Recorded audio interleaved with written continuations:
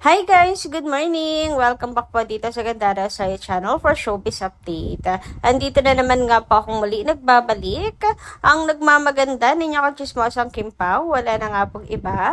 Ang lokaret na si Gandara SRU upang maghatid po sa inyo ng latest update and fresh happenings patungkol kina Kim Chiu and Paul Avellino. And para po sa araw na ito mga kakimpaw, ang tatalakayin natin at pag-uusapan ay patungkol po dito sa babaeng gustong maka-score kay Paul Avellino ay matindi. Kaya naman pag-usapan nga natin ang tungkol dito. Pero bago po ang lahat, syempre, kung hindi ka pa nakasubscribe sa ating channel, i-click mo na ang subscribe button natin at notification bell. Lalo na kung araw-araw ay naghahanap ka ng update at ayuda tungkol sa Kim Pao.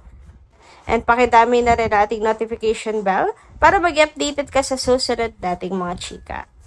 And eto na nga, wag na po natin patagalin pa mga kakimpaw. Simulan na nga natin ang ating talakayan sa umagang ito sa pamamagitan ng pagbabasa ng comments na ating taga-subaybay and supporters po ng Kimpaw para malaman na rin ang kanilang opinion hinggil po sa mga balita at kaganapan kina Kim and Paolo. So mula po kay Ma'am Susan Tenko ang first comment natin for today. Sabi niya dito, ang Bingo Plus is managed by Pagcor. Just like Lotto, inggit lang kayo sa milyon-milyon na bayad kay Kim sa bawat event.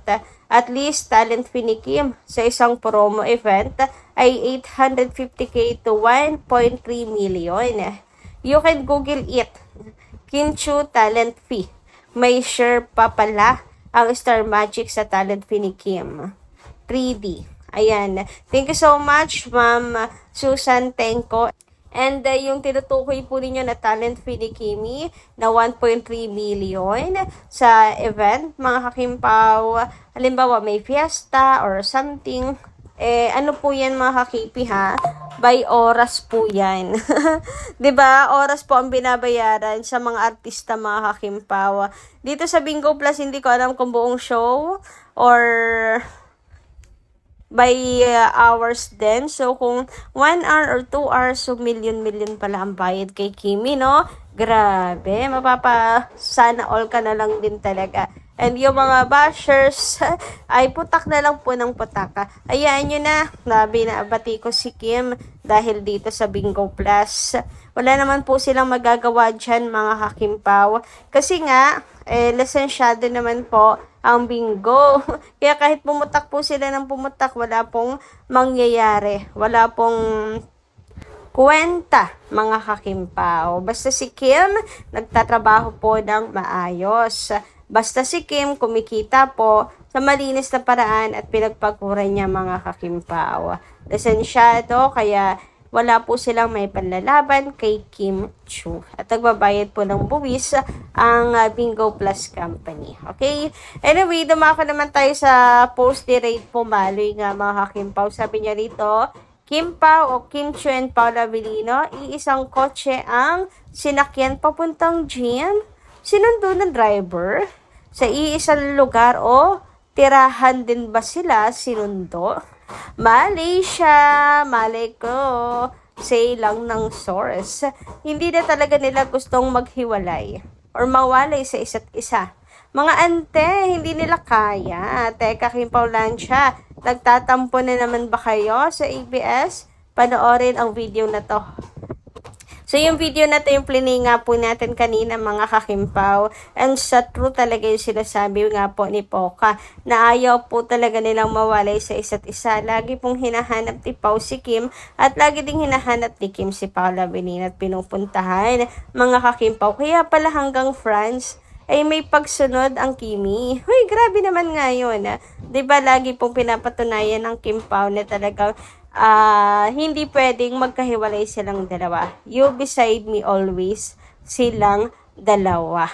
Kaya ako, kahit anong nega, sabihin, kahit anong pangbabatikos, at sabihin nila kina Kim and Paolo, walay po sa akin yan.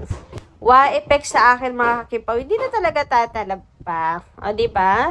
Napatunayan na po yan ni Poca, tapos sa France, and syempre hanggang sa New York City. Kaya, bakit pa na natin pakikinggan ng mga basher, di ba? Yan, daming patunay. Anyway, dumako naman po tayo dito sa event nga po ni Chinita Princess sa Bingo Plus mga kakimpaw kung saan ang aga po na may nakabingo dito sa event ni Kimi. Napakaswerte nga daw po ni Kim Chiu mga kakimpaw. May dala-dala talagang swerte si Kimi mga kakimpaw. Biruin nyo yun, ang agang may nakabingo. Grabe, 500,000 plus din yun. Kaya si Kim Chiu agad-agad po nagpapaalam mga kakimpaw. Uuwi na daw siya kasi may nanalo na.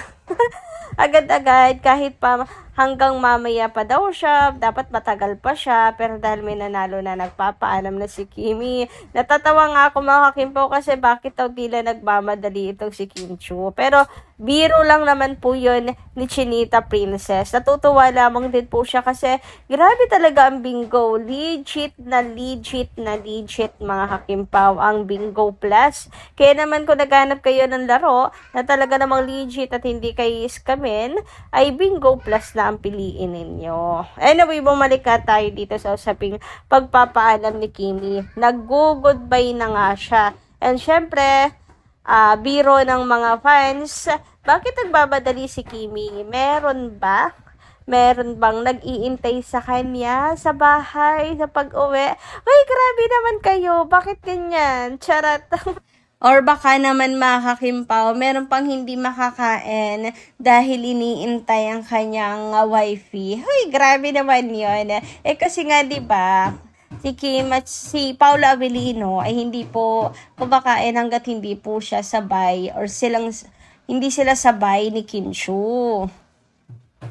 Kay Kim na rin po yan ang galing. At saka, parang inano na rin yan. Kuwento na rin ni Miss Carl at saka ni, ewan ko kung si Miss Carl or si Direk Jojo. Basta merong nag-booking na nun. Na lahat daw sila kumakain na patapos na sila pero si Paolo Avellino wala, nakatunga nga lang daw po doon sa table at hindi ginagalaw yung kanyang pagkain. Yun kasi pala iniintay niya pa si Kim Chiu na meron pong katawagan. Siguro sa business, ganyan. So, nung natapos na si Kimi, saka lang po siya kumain. Sabay sila ni Kim at pinagsandok pa niya. Ay, apakasweet naman talaga. Kaya naman, baka meron daw kasing nag-iintay sa kanya. Kaya nagmamadali si Kimi umuwi. Hindi pa daw kasi nakakakain si Happy. Ay, nako pa, kumain ka na. Hindi naman dala ni Kim ang kaldero. Charot. Anyway, dumako naman tayo mga kakimpaw dito sa chika nga ni Ogie Diaz mga kakipi kung saan kay Ogie ba to galing?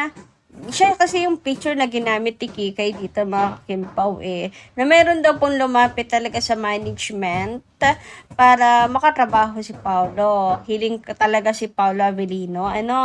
Hindi na nakapag-antay na i-pair siya. Talagang sumugod na sa management, nakiusap na makatrabaho si Paolo Avellino. Gusto atang umiscore. Maka-score kay Pao.